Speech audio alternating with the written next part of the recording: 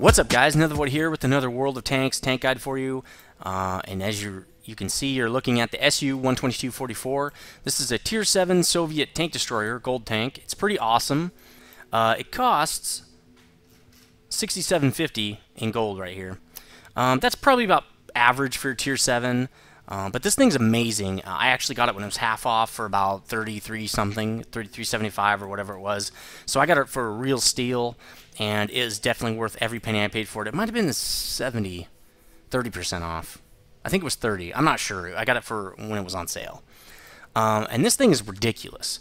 The way you're going to play this tank, since it does have the mobility, it has 47 top speed, but you're not going to get to that. You're probably getting in the high 30s.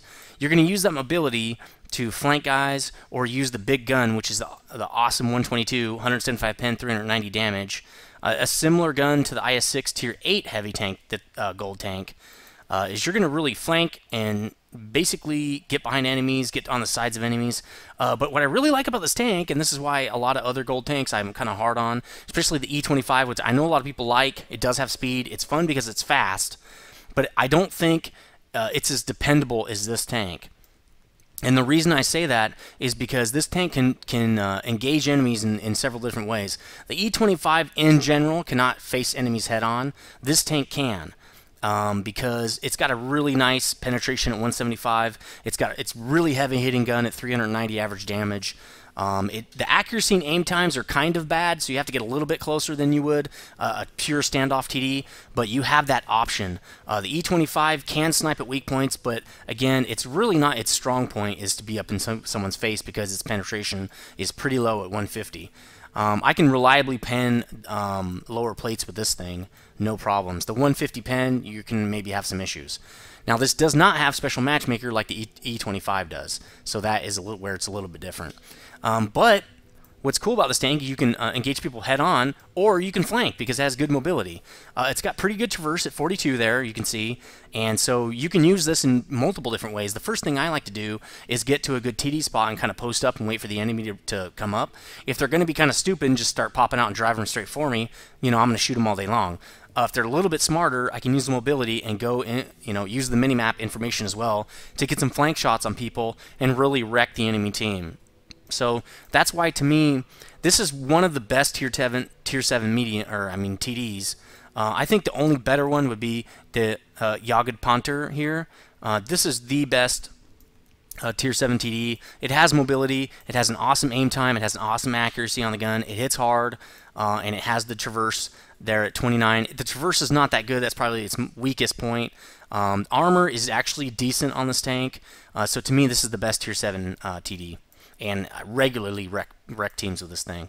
But this, the 122-44, not a bad TD, especially for a gold tank.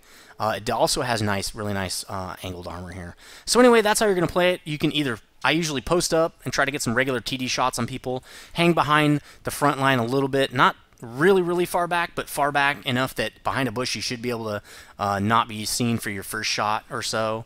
And then after that, once the battle starts to unfold, I'll try to look at the minimap for flank opportunities because you will be able to get there with the mobility of this tank. So let's get into some statistics here.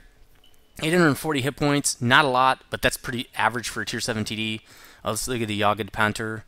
It's got 850, so that's the same. 10 hit points is, it's not even on the scale. It's like 2% or something. 500 engine horsepower, pushing 33 tons. That's very good. That's about a 15 power to weight ratio. Yahud Hunter has about the same. So it's very mobile. It had the top speed 47, downhill maybe. You probably get into the high 30s with this thing on regular street, mid to high 30s. And that is moving for a TD, in my opinion. The Yahud Hunter gets 46. You probably get into the high 30s with this thing too. These are very similar tanks.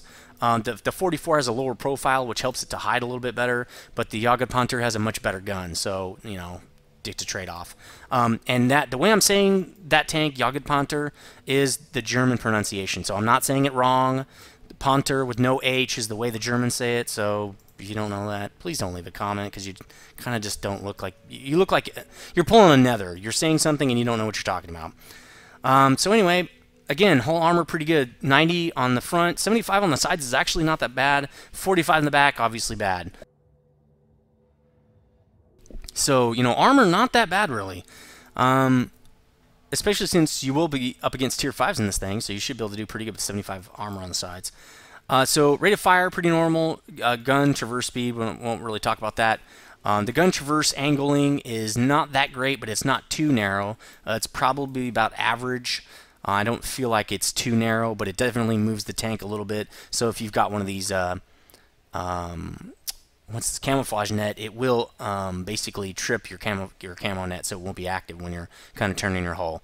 330 view range, decent, not that great, but as a TD, you generally shouldn't be trying to spot people. You could put binocs on this thing, but I feel like the profile is low enough and the volume is low enough on this tank because it's pretty small.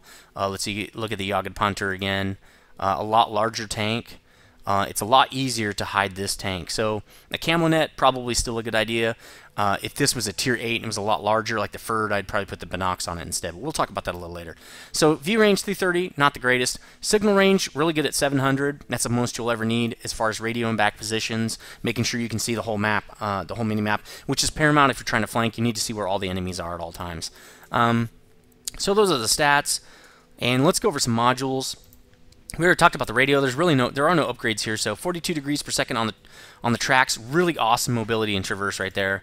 Again, 500 horsepower engine. Chance on fire and impact, it's a little lower at 15%, which is nice. Almost never catch fire in this thing. And then the gun, phenomenal. This is, to me, what makes this TD, aside from the mobility it has, which is also awesome. This is what separates it, I think, from the AT-25, which is the British Tier 7 gold tank, and the E-25 again. Good accuracy, good reload rate. That's great, but you really need that penetration for when those shells do spread wide just on the RNG, right? Not as big a deal in 8.7 because they just kind of fixed up their accuracy with the bell curves, but still, I like this gun. It hits really hard. When you're going up against tier 7, 6, and 5, 400 damage is a lot of damage. I mean, that's almost half the hit points of this tank. You're going to see it in my replays that this thing wrecks face. So there is no research to cover since it is a gold tank. We're going to go right into equipment. Vents and rammer, kind of a no-brainer on every tank. Unless they won't fit, I put this on every tank. I go with camo net here. You could also go with the telescope if you wanted to see a little bit further. You're trying to spot enemies on a lane that's not covered by your allies. That can be good. The problem with it is you can't move your tank at all, and this is a fairly mobile tank. So even the camo net, in some cases, does not help because I'm on the move a lot. Coated optics might even be a better idea if you want a little bit more view range, because when you turn your hull you won't lose your bonus, even though it's only 10%. So I still think the camo net's probably the best bet in this tank, because there will be opportunities for you to hide and really try to use your camo ability to shoot people in the face and stay hidden, really. Let's talk about rounds here. Standard setup for me, 4 HE and the rest AP. I don't load gold rounds, especially it seems like it's not worthwhile to do on a gold tank when I'm using it to grind credits. If you don't need credits, I guess that's fine. You can put gold rounds in there, but to me, I don't see a point in using gold rounds for this thing. The AP shells do cost 1,000, so it can be costly if you miss. I know the AT-25, the British Tier 7 TD, has the like 250 credit per shell. But the gun's just not the same. It doesn't hit as hard. You have to shoot more times. In my opinion, high alpha is really awesome, especially in TDs, because usually you only get one shot and then you're spotted. So if you can get one shot into the guy's face for, you know, a third of his life, and then you can back up around a building or something like that, or back up behind a hill so he can't return fire, that's really, in my opinion, the best way to do it. I can play around a lot. You're going to see some games where if I had a faster reloading gun, I would be cutting my DPM down because I'm not firing when I can. Just because it has a fast reload rate does not actually mean the DPM is higher. The DPM is only higher as long as you can keep that gun unloaded. If it's loaded and you're not firing, your DPM is lower. So a lot of times the higher alpha guns are actually better because you don't have an opportunity to be shooting all the time. So with the E-25, you're not driving around shooting at nothing. You're trying to get in position and then take your shots. But if you're spotted and you have to back up, now your DPM just suffered. While mine, if I'm on a reload, I don't care. I'm on a reload anyway, so who cares? So anyway, that's the ammo situation for this tank. Full rack of consumables here. It is a tier 7, even though this is a credit grinder. I like to fix my driver if he gets killed. You'll see that in a game too, because I need to keep my mobility. Or if my gunner gets killed, the accuracy is so bad in this gun. Let's look at it real quick. We didn't cover that closely, but I feel like it's very valid. The accuracy will suffer, the aim time will suffer, and I need that gunner to be in. You need your whole crew for this tank to be worthwhile. You can kind of lose your commander. It does hurt, but it's not as big of a hit as like losing your driver, loader, or gunner. I mean, those three things you need, because this tank will become a driving paperweight if that happens. So you can see here, we already knew 175 pen, 390 damage. That's really awesome. Accuracy 0.41, not good. This is pretty bad. This is getting into the bad range. One of the guys said, and I think it's a very good statement here, I don't really care what the accuracy is until it's 0.4 and higher. And so you can see here, it's 0.41. So the accuracy is pretty bad. That's why I like to get a little bit closer than normal for TDs in the beginning, because the accuracy is kind of bad. 2.9 aim time, again, fairly bad. You have to be in position for a while to get a shot off on this thing. It's a little better with the patch aim 0.7 with the... wow, I just almost choked on my own words there. With the fixing of the bell curves for accuracy, I sometimes can get away with not letting my reticle come all the way in before I can fire and kill somebody. I might show you that, or I might not. I'm not positive. But that happens with every tank, so if you've been driving an 8.7, you should already see it. So that gun is redonkulous. It's awesome. It's fun. I love it. So that's pretty much this whole tank. Let's talk about the crew a little bit. You can see this crew is from my SU-100. That's the Tier 6 Soviet TD that is right before the TD branch right there. And I will never have a crew for this gold tank in this tank. This crew in this tank does not get a hit if they're driving, if they have a proficiency from a different tank, as you can see here, the SU-100, because as long as it's a Soviet TD, any Soviet TD crew can drive in this tank. If you have the Object 704, that's fine.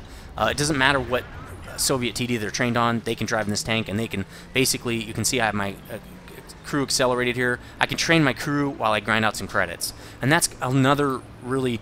There's two reasons, well, there's really three, but the two primary reasons to buy a gold tank is firstly to grind credits. This game is notorious for not giving out enough credits if you don't put some money into the game. I really like this avenue, this approach.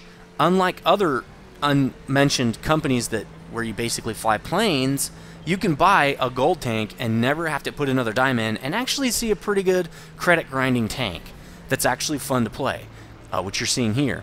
Another reason to get it is to train up your crews. As you can see here, I'm training my Russian crew here. I'm training their secondary, basically. So that's another good reason to get this tank. If you play a lot of Soviet TDs, you have Tier 9s and Tier 10s, those are your main tanks, this would be a good credit grinder for you because you can train your crews at the same time as you're grinding credits.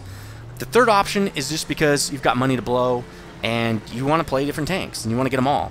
Gotta catch them all or whatever. That's another good reason. It's not a bad reason at all. I'm not really a tank collector so much as I like to collect the gold tanks to show you guys.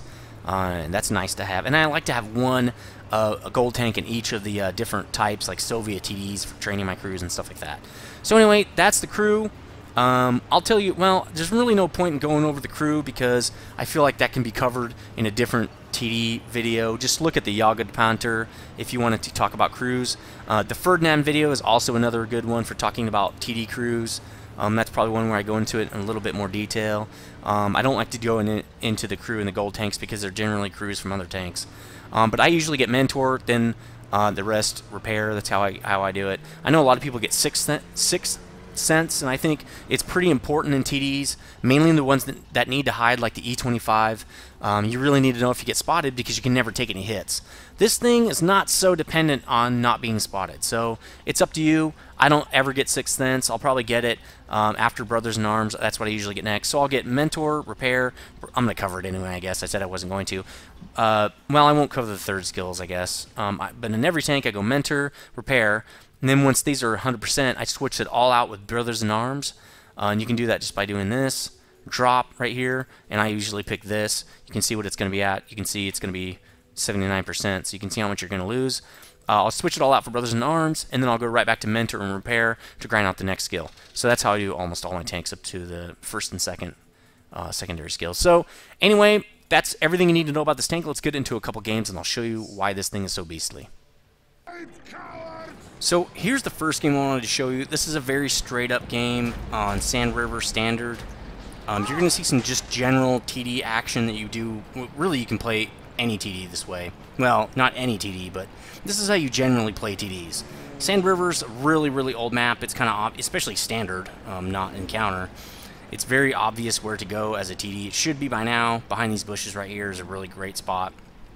And the thing that I like about this tank, as opposed to, say, the new E25, is that I can do this. I can post up in a standard TD spot and use that 175 pin to my advantage. Now, the only problem here is some of my shots are going to be so far away, the accuracy is not going to help me.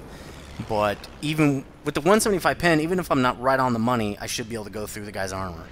This is a Tier 7 game. This is perfect for this tank. This is where it thrives. So you're going to see that here. Now, it looks like they got, what, Black Prince, Tiger, and Panthers, their top tanks. Pretty awesome tanks. They got a Yahud Hunter.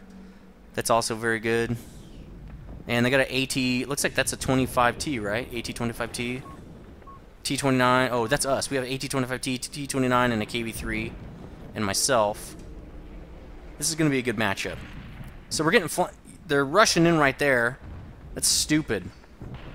Enemy was dumb. Plus, all our guys are not, they're not hanging back. That's very good. That's a good team.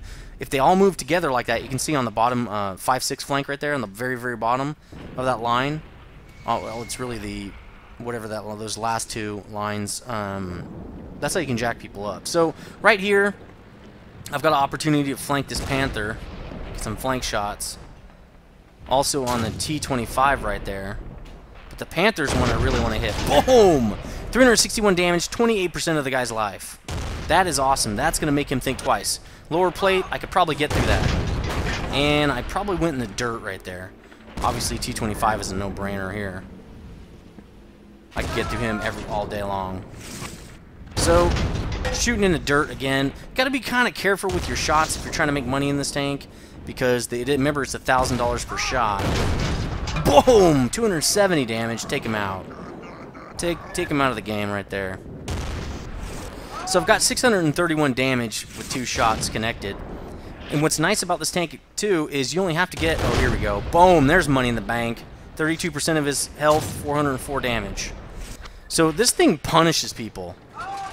And while I'm reloading, I could back up. You see, I was already starting to do that since he was spotting us. And it's a good idea to do that while you're waiting it after shots, too, because that way the arty can't zero in on you and just blast you. So this is super typical TD action. You can see the 25T is also with me. This is a much better tank than 25T. Somebody asked me about that today. Because the 25T, while it has a good gun and has really fast reload and all that stuff, does not have any mobility. So if you get caught somewhere, you're going to get ruined. So 369 damage, 25% off that Black Prince. I'm telling you, man, 390 damage is the place to be. But you're going to see the difference in mobility from the 25T, even downhill. So didn't go through there. He was angling his armor by the time I actually fired. But you can see we're pretty much wrecking this team. Now, if you find a spot to shoot, stay there. Because sometimes they'll drive behind a building and you won't be able to get a shot on them. So it looks like I did get the hit on him. I would imagine I have about 1,800 damage at this point. Because it does not register a shot. The mod doesn't register a shot where you can't see the guy. There we go, another 345 damage. Some pretty low damage rolls, but it doesn't matter in this tank. If you're hitting tier 7s, it doesn't matter. Shot a little early there. Really wanted to get the hit before that 25 did to get the full damage. So you're not going to get... You will get a lot of kills in this tank, but also you have to remember the reload is so bad. Now watch this mobility. Even downhill, I'm like way faster than this guy. Now you can see I'm going 50 downhill. But as soon as... Well, I guess I'm still going 40. I probably saved some of that momentum on the uphill here. So we pretty much wrecked this whole side. A lot of that was my allies doing a good push down there. I know there's only one left, but also that 15... Oh, it's AT-15A. AT-15A and myself... Oh, this is a juicy target. Watch this. Boom! 65% of his life in one hit. You gotta love that. Even if it has a long reload, you gotta love that. So it looks like it has 8 degrees of movement on either side of that traverse for the gun. Not very good. You're going to turn the hull quite a lot. So that can be problematic if you have a wide field of view to cover on a lane. Right here, not too worried about it. I am kind of balancing right on the teetering on the edge here, but not real concerned about it at this point, about getting hit. ARL V39, pretty bad gun on it, but look at that, 372 damage. Again, a majority of that guy's life in one shot. You don't always get games like this, but you know, it's just average tier 7 games. Actually, tier 7 is probably not the norm. Well, this is tier 6 and 7. Oh no, they have some tier 5s in here, a couple of them. So this is like a really good game to have, a matchup to get. But you will also be matched up against tier 9s. I have been matched up against tier 9s. With the 175 pen, though, it doesn't really matter. You don't really need. So I'm going to take this shot a little before the reticle zooms all the way in, and boom, I get the kill. So 2,500 plus 400, so 2,900 damage so far. Let's get the 25 AT here. Boom! Another huge chunk off that dude's health. Almost half. He's got the same amount of hit points as I do. And finish him off. That's 3,400 to 3,500 damage now in this game. Pretty awesome. Now, I don't get this damage all the time, but I feel like I do a pretty good job in this tank if I get double my health in damage, because that's only 4 shots. I should be able to connect for full damage, well, hopefully full damage, with 4 shots. If I didn't do that, I really need to rethink how I'm playing this tank, because I should be able to at least get that.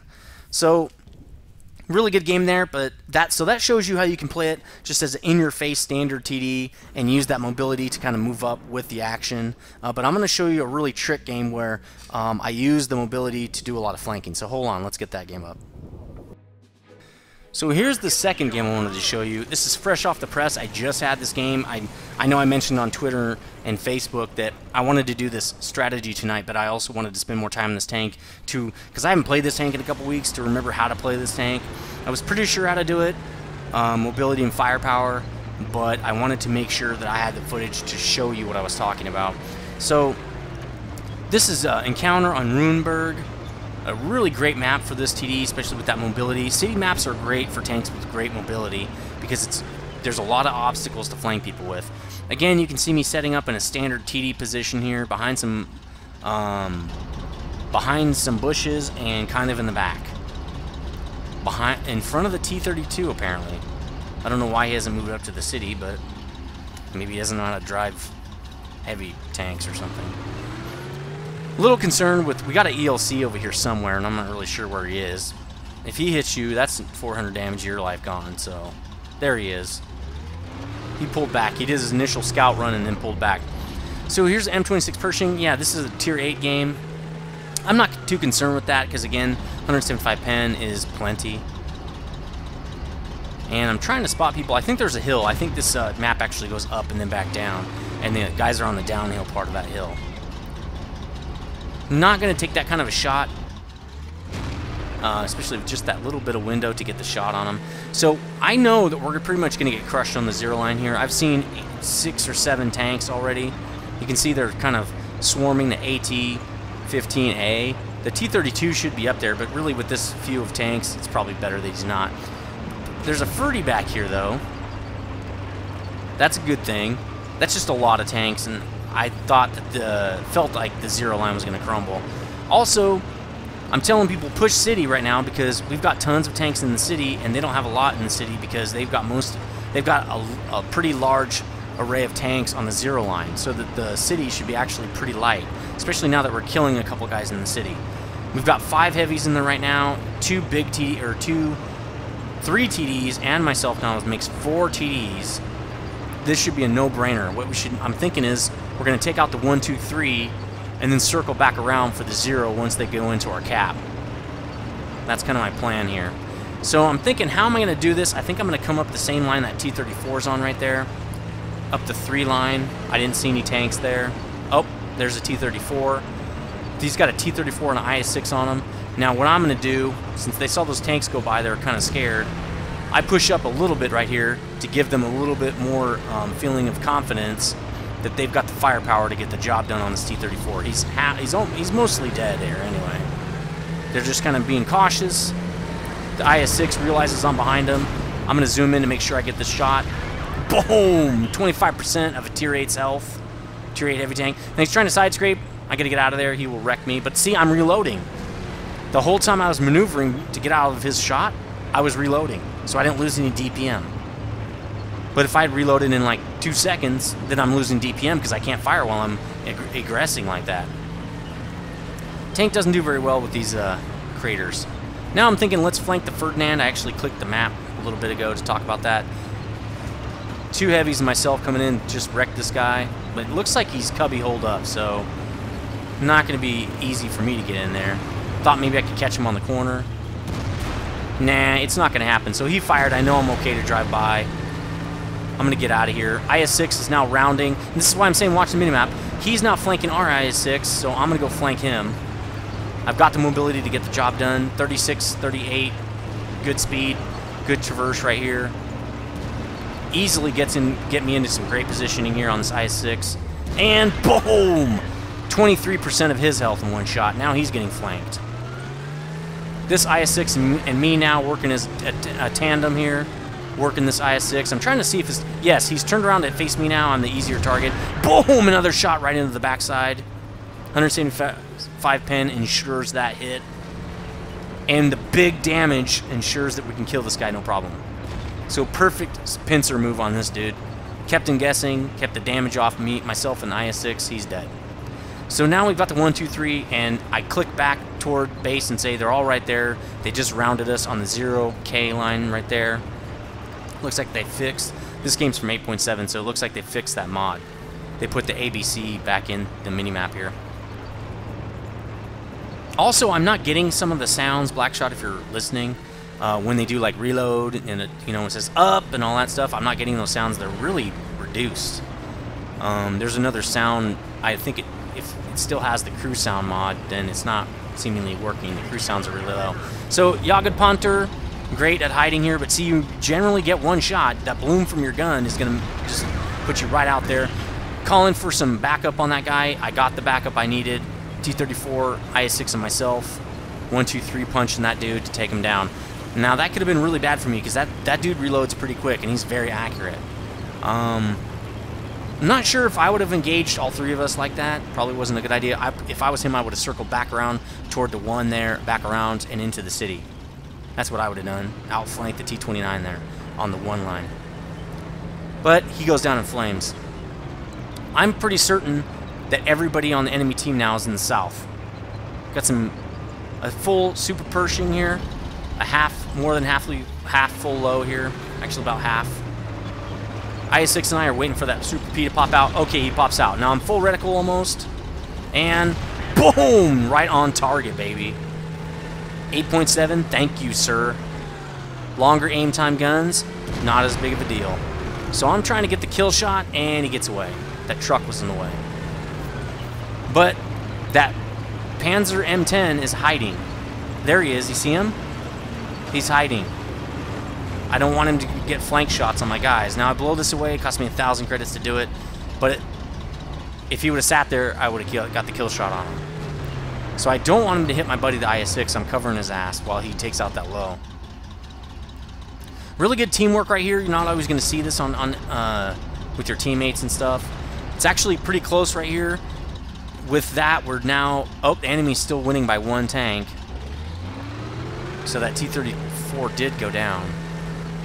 I'm going to take this guy out so he can't flank us. I have the mobility to get the job done. If I was an AT-15A, I wouldn't be able to do this. The thing moves so slow. Hopefully the IS-6 is covering my backside. I'm just going to come right around and get in his face, not give him any time to adjust. I take the shot for 144 and then I punish him. So he's done. Again, mobility getting me back into the action quick. Generally, 1 shot from this thing is all you're going to need in a lot of situations anyway. So that's why, again, the reload to me is not that big of a deal. I love the high alpha on this gun. Alpha is pretty much king in this game. Reload is awesome, but alpha is king. Especially if you're talking about tier 10 TDs, you know alpha is king. Super Pershing's almost dead, but he's doing a good job hiding right here. He's hulled down pretty much. Now I know from here my accuracy is not going to cut it. So I'm thinking, you know what? I'm going to go around because they've got at least 2 guys in the cap now, and one of them is not the super Pershing. So there's the regular Pershing. That means the 25/2 is also in the cap. Yeah, there he is. I'm going to go get flank shots on these guys. Again, mobility gets it done. Watching that mini-map. Going 30s, probably about mid-30s. So here we go. Catching these guys off guard. The Pershing does not get a shot on me. It's a ricochet. Oh, he gets a track shot. Only 23 damage from the /2. Must be shooting heat. Or I mean HE? So that was like nothing. So he should be 1 shot from death here. Didn't seem like he was moving. Take the shot. He's not there. He moved slightly. Again, should be a no-brainer. And the RNG is trolling me. I should have hit that. That should have been hit. I don't know what he's shooting. You can see, you can hear the crew talking, but I can't hear what they're saying. You hear them in the background?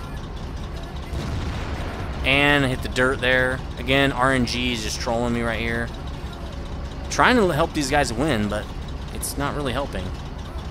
Super P is dead. IS-6 killed him. I got these guys off this IS-6 so he can make his move, and I curved the shell right down into the guy's face for the win, baby. So I was pretty pleased with myself about that.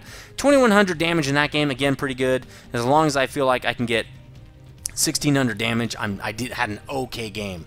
I made a lot more credits in this one, even though I missed a lot of shots. Even though I used a consumable, actually 2 of them. And I also, used 2 consumables, so I still made 45,000 credits net in this thing. And, of course, I have a premium tank. So that's pretty good for a Tier 7 tank.